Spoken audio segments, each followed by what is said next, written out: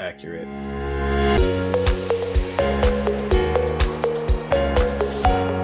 Yeah, I saw him dancing. All right, so welcome everyone to another episode of the Transform Recruiting Podcast. I'm your host, as always, Brad Owens. But today I have the dancing, the wonderful Mr. Josh Atkinson. Welcome, sir. Sweet, welcome, Brad. So awesome to get on your podcast. I appreciate the dance moves. It's always the awkward part of when I do video interviews. I'm like, okay, it's just quiet for audio. All right, so the name of this podcast came about because I truly feel like one of the industries that's ripe for change is recruiting. I feel like we wanted to highlight on this show the tech, the ideas, the people that are changing the focus of recruiting. And I know you and I just had a chance to catch up just a little bit, and I can already tell you are not only a person, but you have the ideas that should inspire change within the recruiting industry. So before we dig into those, I want to make sure people understand where you're coming from. So can you give everyone just a little brief elevator pitch background of yourself? Sweet. No, I appreciate it. Josh Atkinson. I'm coming into from Northern Virginia out here in Bristow. I was a Marine Corps veteran, served 11 and a half years on active duty, everything from flying jets, landing on aircraft carriers, special forces, and human intelligence, and logistics, and planning, and a bunch of other fun stuff. So got to serve and do great things, deployed twice to Afghanistan, and then left the military, got into construction project management, government program, consulting, and projects, and then became an accidental entrepreneur, ironically now trying to help veterans really learn what I learned about, why project management is a great career field, and trying to bridge that divide between military and industry so we can help our recruiters and companies out there that want to do the right thing for veterans understand what the heck that means. Right? Sure. Excited to be here. Yeah, awesome. Well, I will say on behalf of my entire listenership and myself, we appreciate that you did all of that. Thank you so much for doing that. So let's just get right into it. So I truly believe that in the recruiting industry, and you already kind of mentioned it, the term, the idea of, hey, we recruit veterans is very much pitched as oh, hey, here's a candidate pool we may not have thought of before. So they want to go into it and they're like, oh, we're going to get all these new applicants for this stuff. And then they have no idea what to do with them. Yes. What have you seen high level from those organizations that may say recruiter friendly or we recruit veterans or whatever? What are some of the trends that you're seeing that just don't match up? I think it'll start with the job post, right? I think from the job post listing, it's already missing the mark, right? And I did a talk with city leaders in El Paso, right? And they're like, we're trying to recruit first-term veterans, which means I've served for at least 4 to 5 years. I've probably had up to 40 direct reports. And I was probably running full-on leadership campaigns in some form or fashion getting shot at. And I look at the job post and it's like, under supervision, drive a truck. Really? Like, by myself, I need a babysitter to operate a single vehicle.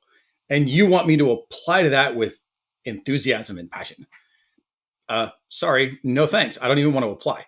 But we're trying to hire veterans. I was like, so there's just this complete miss, right? From the job post to the individual I talk to, right? Or I've even said, hey, you're retired, on the senior level, you're a retired veteran. That means I don't have to pay you as much because you have other benefits. I mean, so there's a lot of disrespect. There's a lot of just confusion. There's a lot of completely missing the mark, I think, on what a veteran is, what a veteran brings to the table, why it makes a ton of business sense to hire veterans.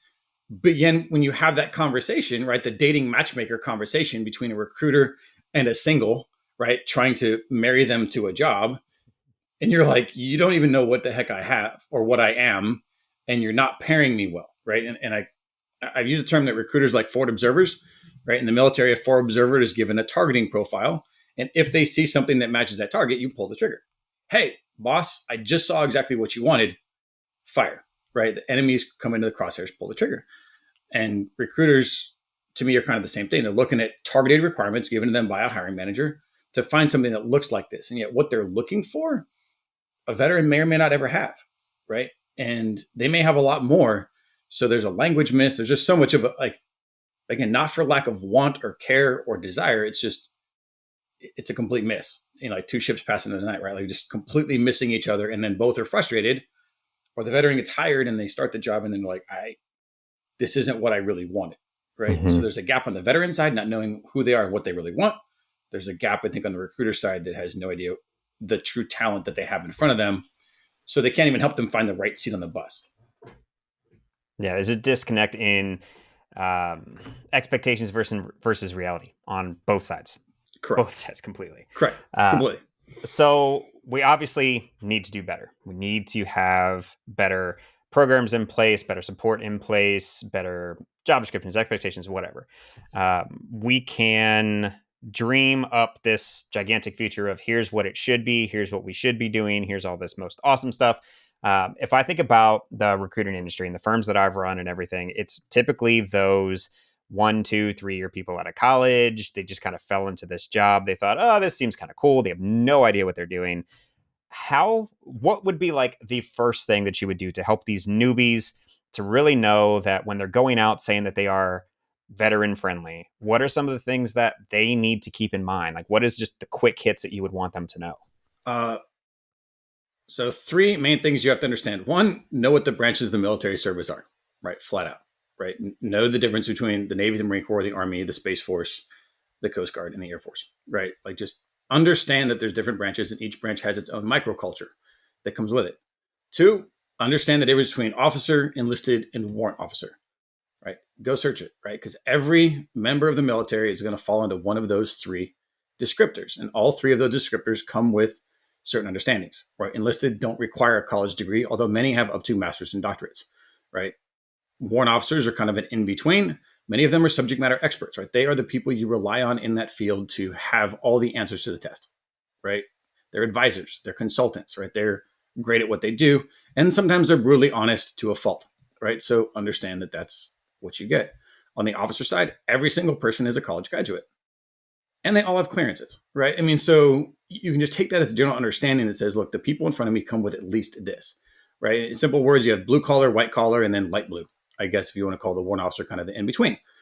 But some of your blue collars are exceptionally educated, right? They've been managers at multiple levels. I mean, I have people that are enlisted with no college degree getting a PMP certification. Well, that says you're supposed to be an experienced project manager. Well, you are, so I think just understanding, those categories. And then the last thing is called an MOS or an AFSC, Air Force Specialty Code, or a military occupational specialty.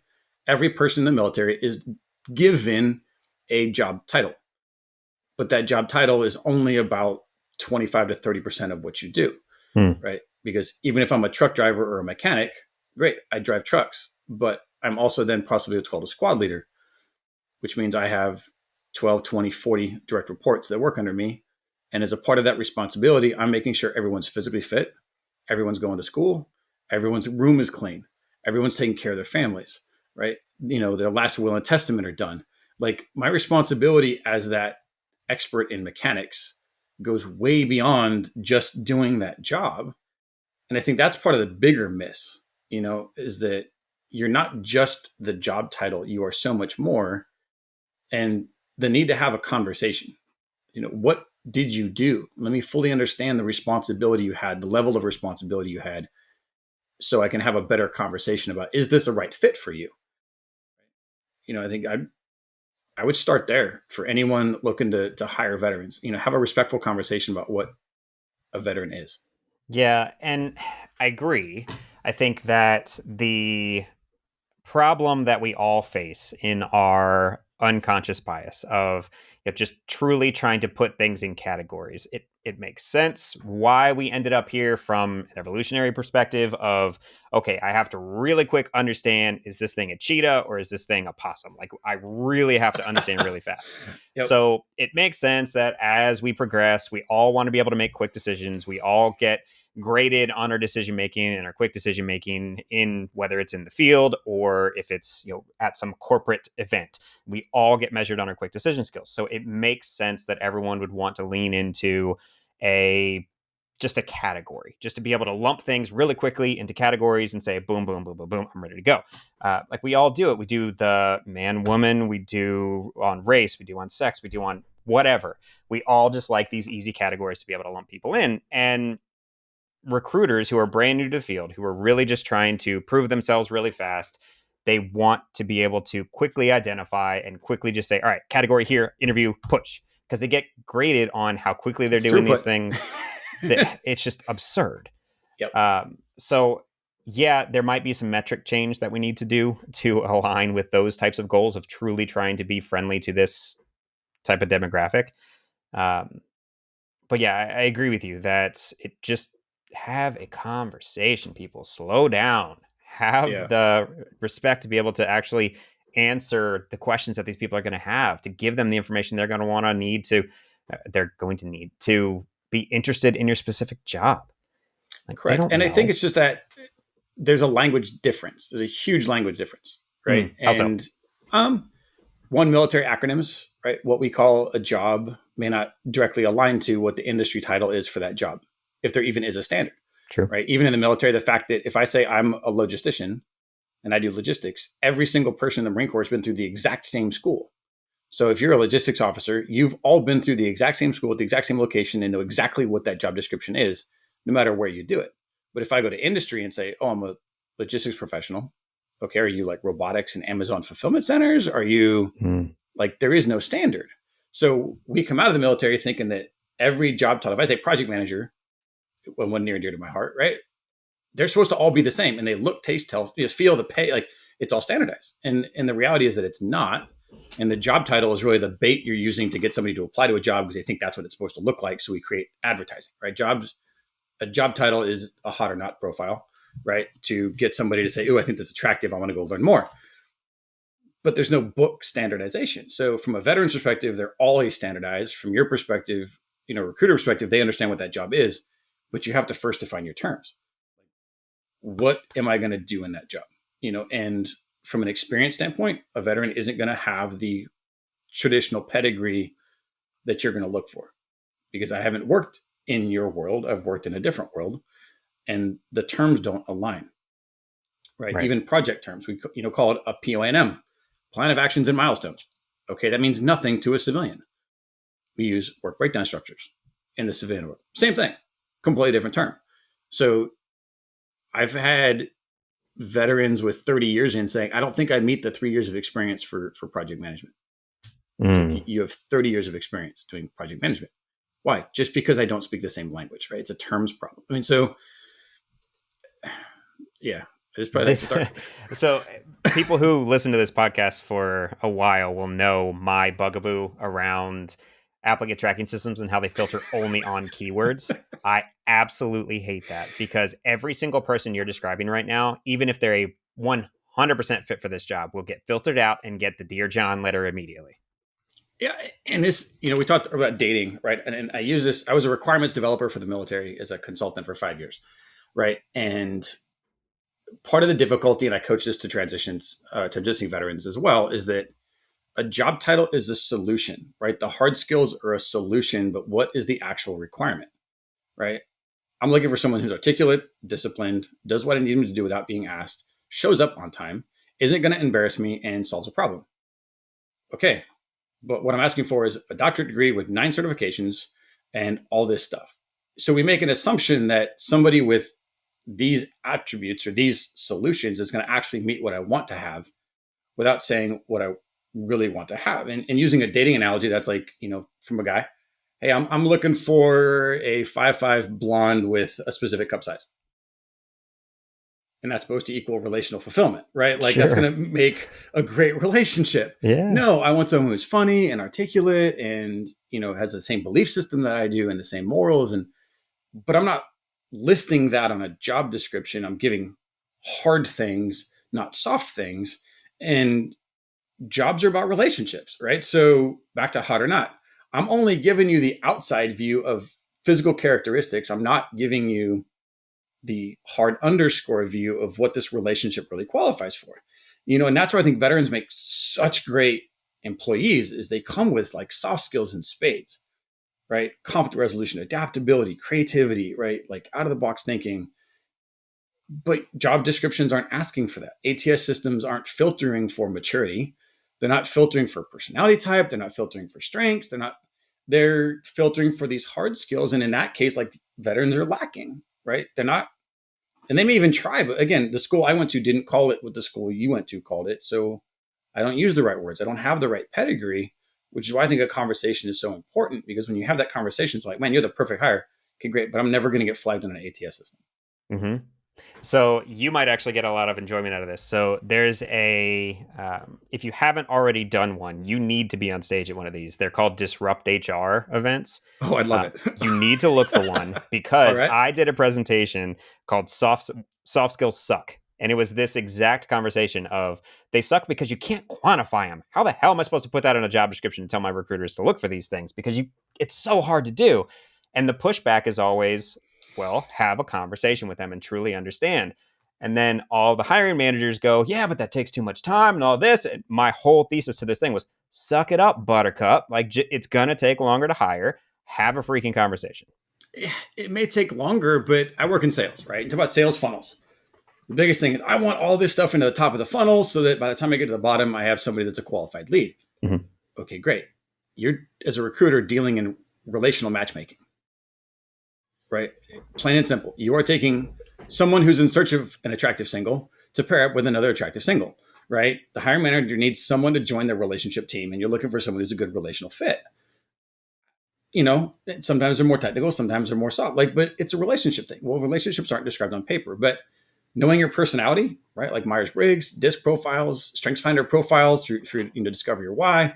Like those things, I think, are things you could possibly even refer. Hey, I'm looking for someone who's this potentially for my team, right? And put a top 5 category strengths profile out there. I'd like you to have this stuff. I know based on my personality, I'm an ENTJ, right? I value efficiency over relationships. Okay, great. That's just my personality. So I'm looking for someone who's comes with this characteristic, this type of drive. I need someone who's fire and forget, right? Like I want that. Now, ideally, I'd like you to have a technical background in these areas, these certifications, this understanding, so I don't have to give that to you. But everybody says I can teach you hard skills, I can't teach you soft, and yet we recruit for hard skills.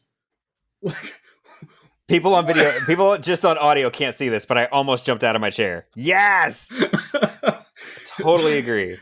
And that's why I think certifications are so powerful because, like in project management, a lot of your project team is soft skill development, right? Why? Because my project team can quit whenever they don't like it. So if I'm a bad manager, my team leaves and I fail to meet my outcome, right? So project management skills, whether it's like agile, process improvement, PMP, waterfall, like whatever you want to use, so much of what I've learned through project management was soft skill development and increased leader development, which the military gave me in spades, right? I mean, they teach you so much about leadership development, conflict resolution, things like that. But industry goes a step farther because in the military, my team can't quit, right? So we teach you leadership more in a tactical, get shot at, solve the mission standpoint, not warm, fuzzy, care about your team, emotional standpoint. Industry actually does that better, right? Industry cares about the emotional team. I think probably to a fault now. Like they go way overboard. Like, oh, she didn't like this. Good. That's called thick skin and grit. Like you need to get some grit. I'm sorry. But pairing those two things together, I think you can round out what veterans do in leadership by giving them better understanding of soft skills. And certain certifications teach you those, right? And I think asking for some certifications or understanding of these technologies, or there's ways to do both. I think there's ways to do both, not probably to a perfect end, but maybe to a better end so you don't waste a lot of time. I mean, how many profiles do recruiters look at that are not even worth anything? Or you use an ATS to make it more efficient and you're actually missing really, really good people because it's not looking for the right thing. Yep. So anyways, just some ideas. I mean, I love the ideas. So here's what I'll say. I feel like you and I could definitely talk for hours, but here's what I want to do. Everyone that's listening right now, please go to the description for this episode because you're going to find Josh's LinkedIn profile. Go there, hit him up, talk to him, try and understand the little things that you can do to change up your hiring process because this right here is proving what I say every single episode. We suck at hiring. We suck at it. We look for the wrong things. We have a process that's built around the wrong things. We have filter mechanisms that are built around the wrong things. It just fundamentally needs to change. I get that we're not going to do all of it, but you can do little things to change. Go hit up Josh at LinkedIn, and especially if you want to get introduced to some people that are project management professionals with that PMP certification. He's got you covered there. That's what he kept alluding to. Please go check him out. Josh, thanks for at least taking a couple minutes to shed light on how much we suck at recruiting, especially when it comes to veterans. So I appreciate you being vulnerable and telling us like it is. Oh, I love it, Brad. Thanks for what you do. Thanks for the privilege to be here today, for a few minutes. Again, hit me up, guys, if you want to talk, not just veteran recruiting, but just life change in general. We've got to build better awareness, step one, so we can create a desire to make the change we need. So thanks for letting me be a part of this. No, absolutely love it. All right, everybody, if you want to hear some more things like this, go hit up transformrecruiting.com or bradowens.com. I'm there. If you want to send us a note, it's hello@bradowens.com. Thank you so much. I really, really appreciate you listening here, and go make some change happen.